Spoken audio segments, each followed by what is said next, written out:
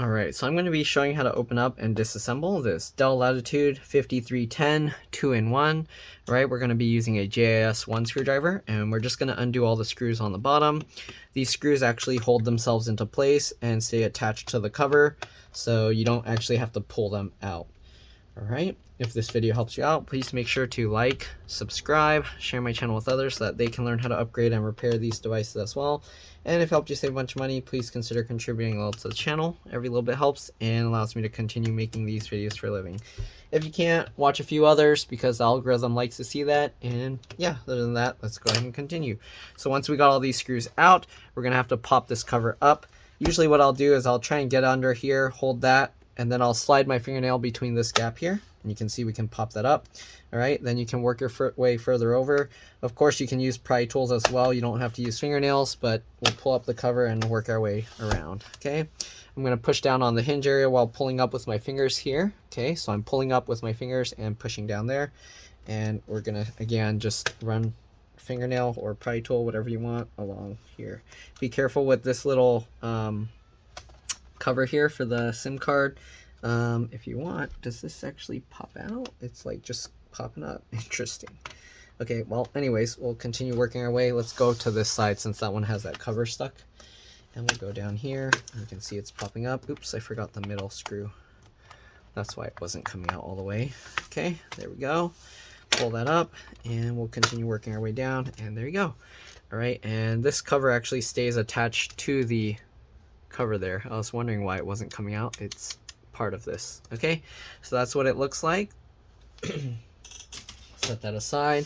This is what the inside of this laptop looks like. Okay, so you got the battery here. This one's a little bit difficult to remove. Actually, let me get a thumbnail here. Okay, all right, so this battery connector is a little bit difficult to remove.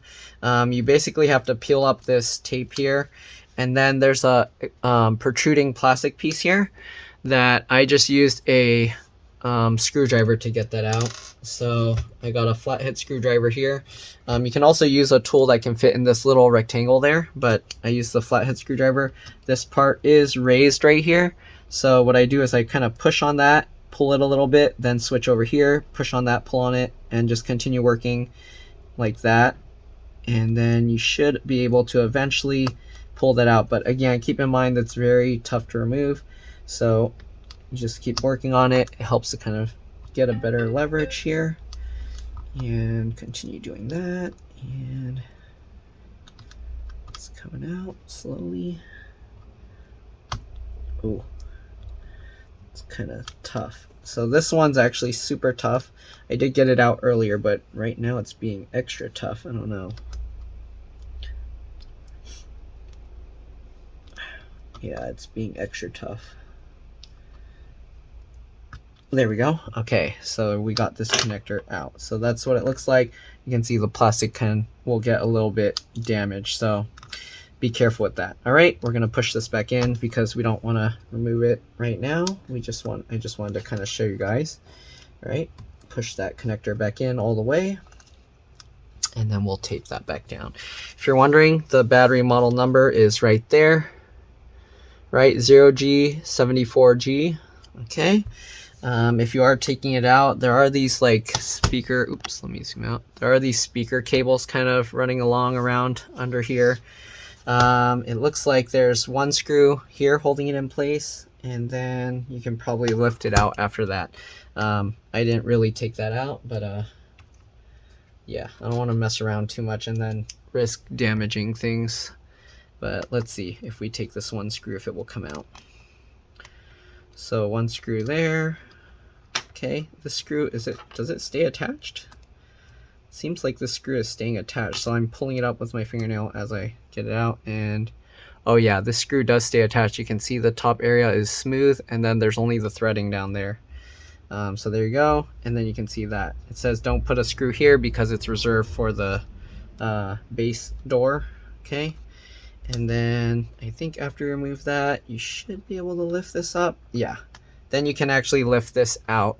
So you can lift this out and then you slide it this way, but you do have to undo all that adhesive. So I'm going to leave that alone.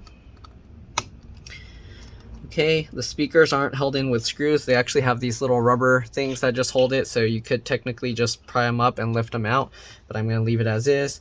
You can see the cable runs from this speaker over to the other one here, and then they actually plug in up here. Okay, the CMOS BIOS RTC real-time clock battery plugs in underneath the motherboard, so to get that out it's going to be a little tricky, and the CMOS battery is actually underneath the battery and underneath this speaker. So I'm not going to mess with that. Wireless card is right there. There's this metal bracket on top. Once you remove that, you can get to the wireless antennas. You can pull up, you want to pry up from the tails. If you're not sure how to do that, watch a few of my other videos. I show how to do that on those. All right, they also have a WWAN slot here for a different kind of wireless network card if you're using like the SIM card. Fan is here. Looks like the fan connector right there. 2 slots for RAM, but there's only using 1. All right, we have this. You pull these 2 tabs to the side and the RAM pops up. You can go ahead and pull it out like this. And they're using a PC4 3200 AA stick of RAM, 16 gigs. You can get another PC4 3200 AA stick of RAM and have 32 gigs total. Usually it's best to have matching sticks. They have this metal cover here. It doesn't really do anything. They do have this thermal pad, but I'm not sure why, because if we lift this off, as you can see, it's not attached to anything. So I don't know what it's pulling heat away from, but it's there. All right, this one, the first time I opened the cover, the thermal pad was stuck to the bottom cover and it actually pulled this up with it. All right, what else? CPU is soldered to the motherboard. You have the touchscreen connector, camera connector, and the touchscreen digitizer, or the LCD LVDS connector there. This one looks like a connector that you can pop straight up, but you do have to remove this screw and take that out. I'm not going to mess around with that because it's working fine right now. You got the DC jack charge port connector here, 1 screw, and the connectors right there that you got to pull out that way. Okay. You might have to lift up, actually, I don't think you have to lift up the hinge to remove that, but it might make it a little bit easier. What else? Then you got the CMOS, or not the CMOS, the SSD here. It's a M.2 PCIe NVMe SSD. It looks like there's 2 screws holding this. Okay, it looks like they both come out with the JAS1 screwdriver. So once I remove those 2 screws, you can see we can lift this. Once you lift that, you should be able to pull it back, but, oh, sorry, there's 1 more screw here. Interesting. So this box has, this one has 3 screws holding it. So we got that. Then we can lift this, and then we should be able to slide this back. And there we go. So I don't know, they have the SSD in this metal box here. So to get it out, oh, interesting. This piece is here, separate.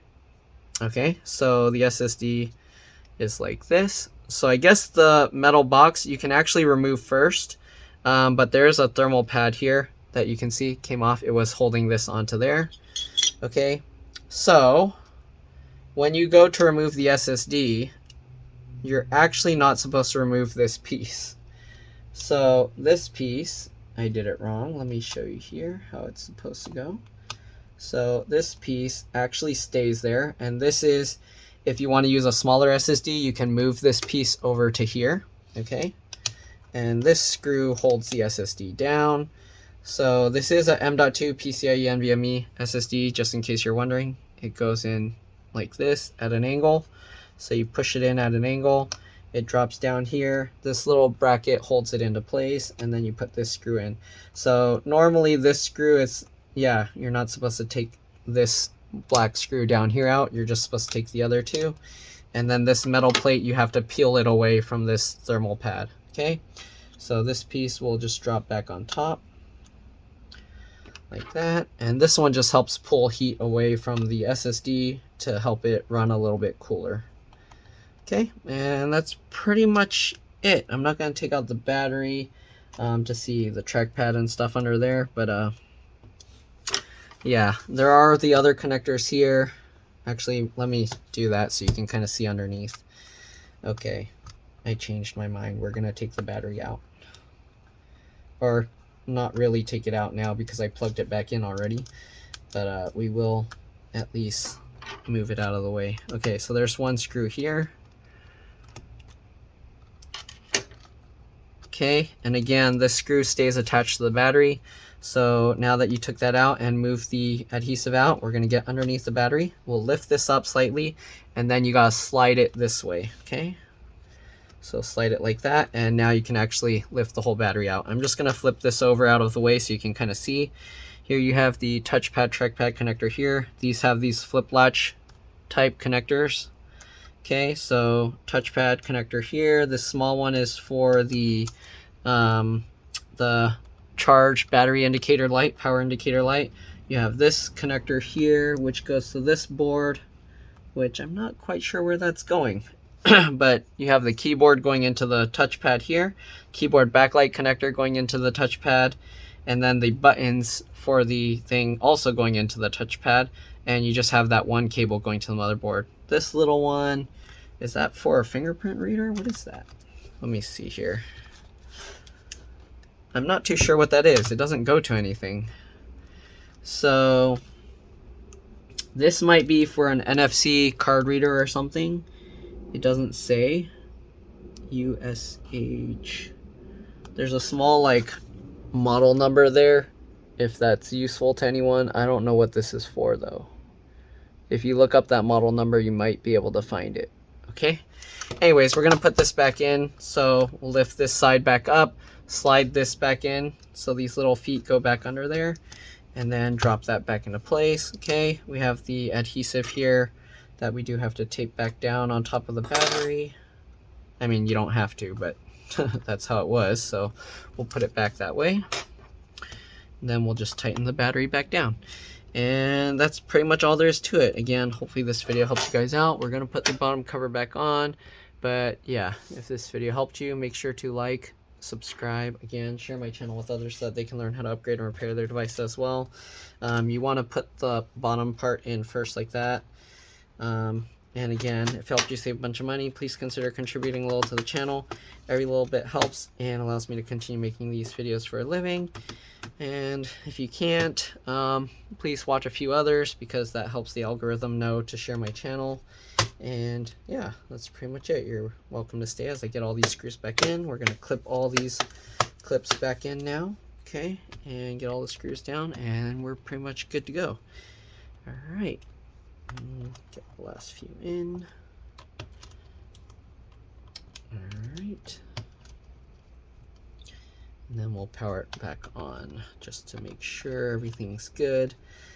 Sometimes if it doesn't boot up right, it could be the RAM might not be seated right, or the connectors might have some debris or corrosion on it. So check that, because that's one of the most common things when people mess with the RAM.